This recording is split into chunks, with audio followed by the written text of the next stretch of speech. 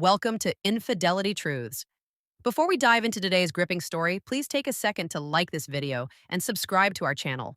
Your support helps us create more thrilling stories just for you. Let's begin. For 15 years, they branded me the family flop. Sara, the dreamer who'd never amount to anything. That was until the day they climbed aboard my private jet, their jaws dropping as the truth hit them.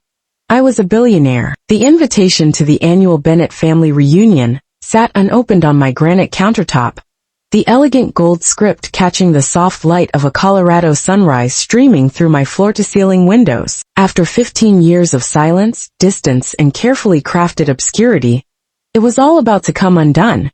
Not because I'd planned it, but because fate had other ideas. I glanced at my phone, rereading the headline that had flipped my world overnight. Forbes 30 under 40. Sara Bennett's virtual reality empire valued at $4.8 billion. The article dropped tomorrow, 2 days before the reunion. So much for flying under the radar. Bennett. My assistant's voice crackled through the intercom. Your sister Lauren's online too again. Of course she was. She'd been blowing up my phone since the media leak hit. I sighed and picked up. Hey Lauren, what the hell, Sara? She snapped. I just got off with Bloomberg. They asked how it feels to be the sister of a billionaire. Care to fill me in? I gazed out at the Rocky Mountain skyline from my Aspen penthouse. Guess you'll find out with the rest of them. Cut the crap, she said, her tone tightening. You let us think you were scraping by for years. Dad thought you were one step from homeless. Worried were they? I half laughed. You mean all those speeches about how I'd wasted my life? The subtle hints to join Uncle Greg's car dealership? They were trying to help, she shot back. No, they were trying to control me. And you went along with it. Lauren, the perfect daughter, Stanford law degree, partner at Dad's firm by 25, never rocked the boat. How long? She asked after a beat. I stepped onto my balcony, watching one of my 4 Rivians glide into the driveway below. Remember when I moved into that dingy studio near Boulder? She paused. Yeah, when you started messing with that virtual reality nonsense. 15 years ago, I said, smirking to myself. Everyone thought I'd lost it, ditching an economics degree to play with computers, as Dad put it. But what you didn't know was I'd already sold my first VR experience for $75,000. Lauren was silent, stunned. And 6 months later, I continued, I sold another for $300,000. By the time Dad was toasting your promotion over Thanksgiving, I'd crossed the $1 million mark. But you borrowed money from Mom and Dad for rent. You drove that rusty old Subaru until last year. I chuckled. I never borrowed a dime, Lauren. I asked them to invest in my startup. They laughed me off. That Subaru? A choice. Just like this penthouse, and the Dassault Falcon 8X parked at a private hangar in Denver. Private jet. Her voice cracked. How rich are you, Sara? I thought back to all those family dinners where I was the odd one out. The quirky broke sibling. Our youngest brother, Ethan, used to slip me $20 for gas, sighing about how tough things must be. Forbes will say $7 billion, I told her. But that's conservative. Picked up the reunion invite again. For 15 years I'd let them pigeonhole me, the eccentric one, the lost cause. But this time, they'd see the real Sara. My phone buzzed. Ethan. OMG Sara, this Forbes thing. Tell me it's a joke. What's happening?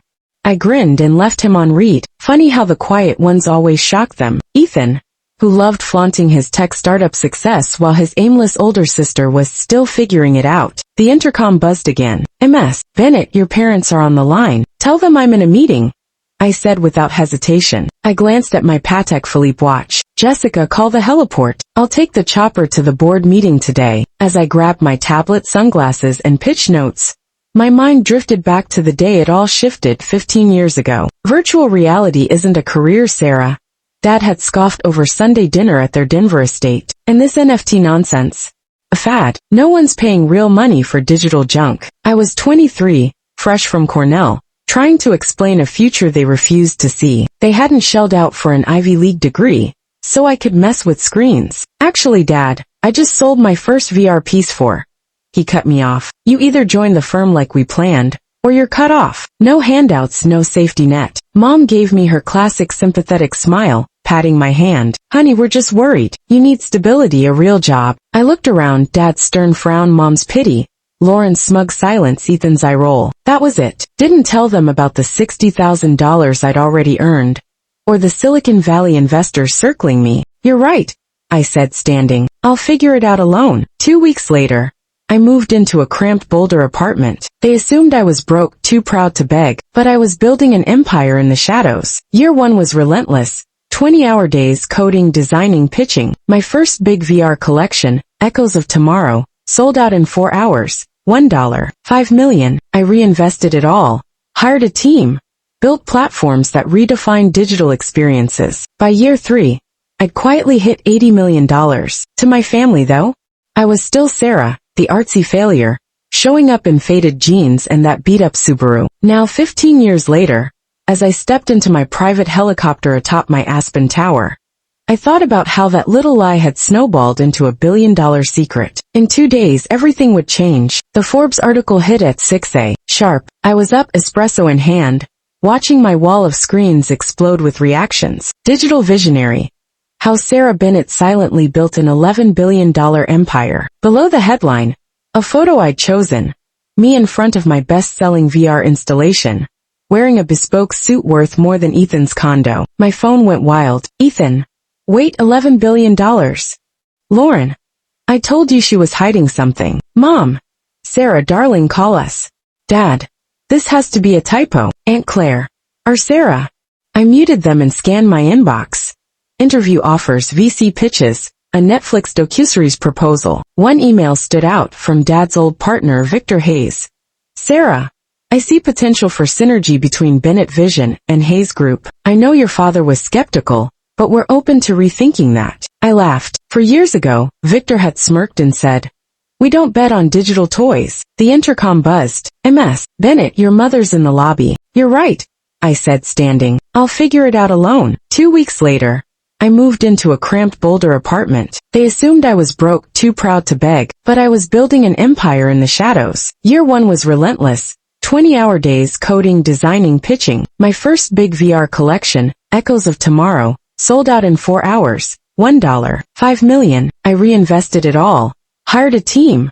Built platforms that redefined digital experiences. By year 3, I'd quietly hit $80 million. To my family, though, I was still Sara, the artsy failure, showing up in faded jeans and that beat-up Subaru. Now 15 years later, as I stepped into my private helicopter atop my Aspen Tower, I thought about how that little lie had snowballed into a billion-dollar secret. In 2 days, everything would change. The Forbes article hit at 6 a. sharp. I was up, espresso in hand, watching my wall of screens explode with reactions. Digital visionary.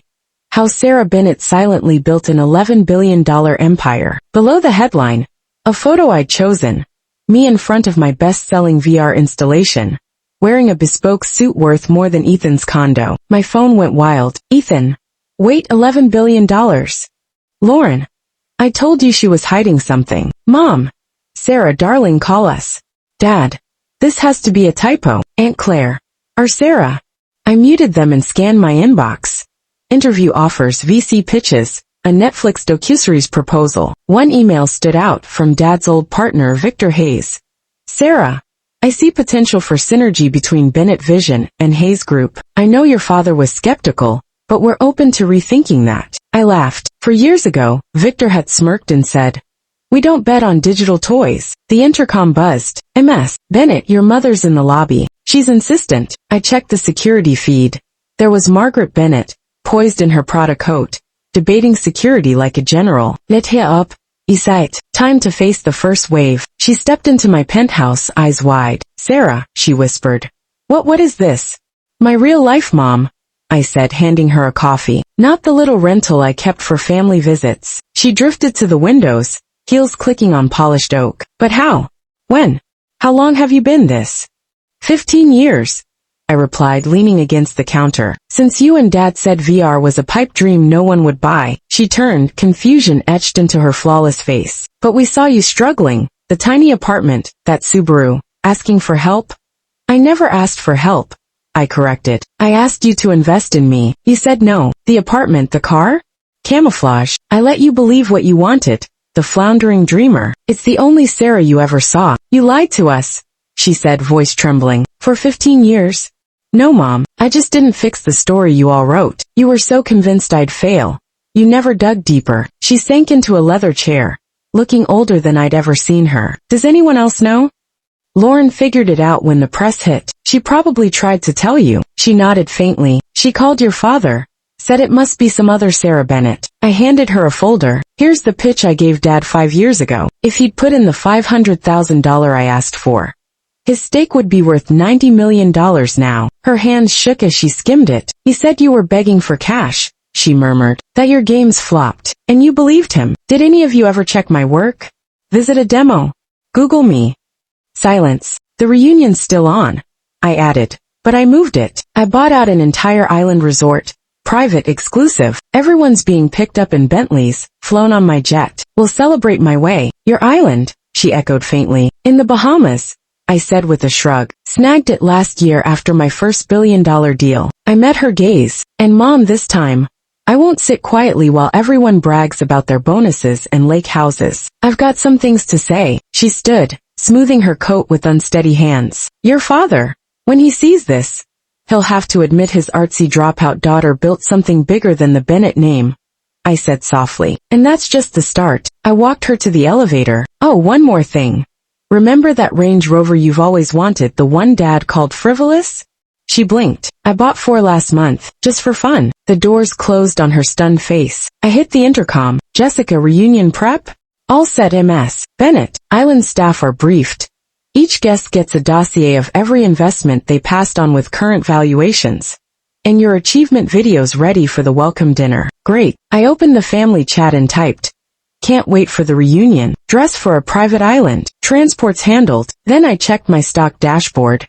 My company's value had jumped another billion since the article. I thought of Dad, probably pacing his office, grappling with how his lost daughter had become one of America's richest women. I thought of Ethan, still crowing about his $2 million startup, oblivious that I could buy it with pocket change. This reunion would be unforgettable. The morning of the Bennett family reunion dawned crisp and clear. I stood on my private airstrip outside Aspen, watching 3 sleek Bentleys roll up. Out stepped my family, Dad, still commanding but shaken.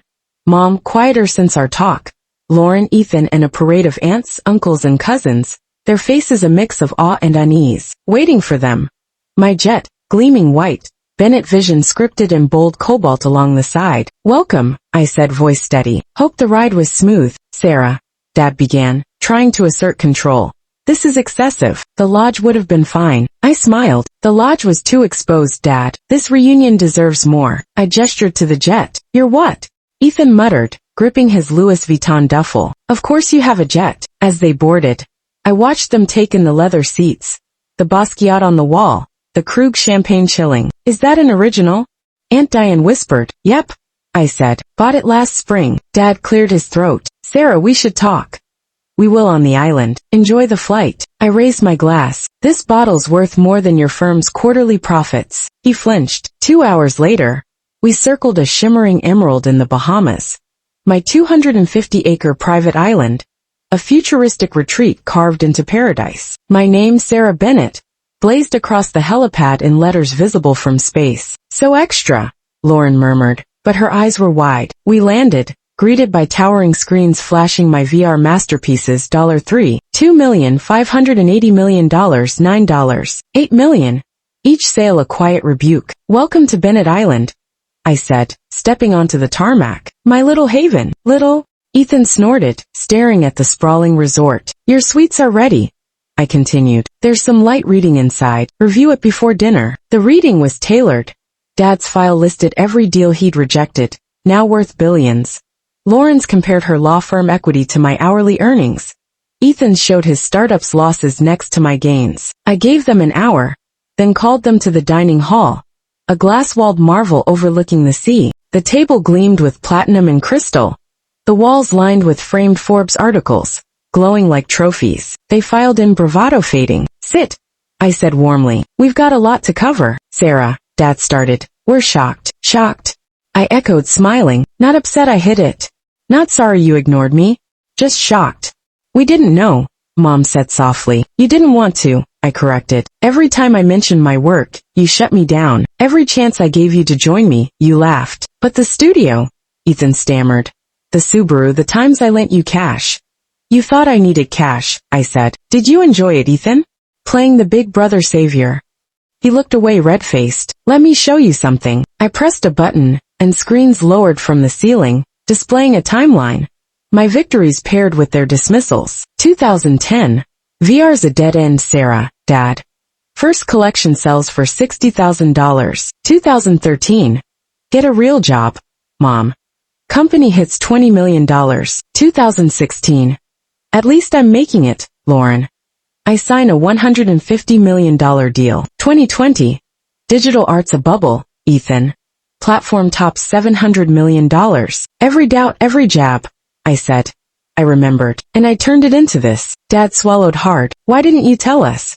Because you wouldn't listen. You needed to see that success doesn't wear a tie or follow your rules. Sometimes the one you write off rewrites the game. I pressed another button. The screen shifted to my latest project. A VR platform set to launch next month. Projected at $12 billion. This is the future, I said. And you'll watch it happen. Silence fell, heavy and revealing. Mom broke it. We're proud of you, Sarah. We should have been from the start. Thanks, Mom, I said. But I didn't do this for pride. I did it for me. I looked around at the empire they couldn't deny. Now we eat as a family, but on my terms. They raised their glasses, stunned but thawing. Dinner unfolded with exquisite food, rare wine, and tentative warmth. For the first time in 15 years, they saw me, really saw me. Later, Jessica approached. Worth it. I thought of their faces, the shift in their eyes. Yes, I said, not to prove them wrong, but to be free, fully me. That night, a note slid under my door, Dad's writing. I was wrong. Not just about your work, about you. You didn't just win. You redefined winning. I'm sorry I missed it. I framed it beside my first sale receipt. $60,000. The spark of it all. At breakfast, their edges softened, curiosity growing. Success isn't just about silencing doubters. It's about knowing you were right. The sweetest win isn't loud. It's undeniable. My phone buzzed. Bennett Vision unveils groundbreaking platform. The future was here, and they'd witness it. No more shadows, just triumph my way. Tell me below, what would you do in my shoes? Would you push on when no one believed in you? Stay quiet, or make them hear you when the moment's right? Thank you, my amazing subscribers. Wow, what a journey. If you've made it to the end of this story, I just want to take a moment to say thank you. Your support means everything to me. Every time you watch, like, and comment, you're helping keep this channel alive and growing. And trust me, the best is yet to come. I see all your comments. I feel your love, and I truly appreciate each and every one of you. If this story touched your heart, hit that like button and drop a comment below. I'd love to hear what you think. Your thoughts and feedback inspire me to create even more powerful stories. And if you haven't already, subscribe and turn on that notification bell so you never miss a new upload. More shocking twists, emotional journeys, and real-life lessons are on the way, and I don't want you to miss a single one. Together, we're building an incredible community, and I'm so grateful to have you on this journey with me. Stay strong, stay inspired, and remember, sometimes life's greatest lessons come from the most unexpected moments. See you in the next story.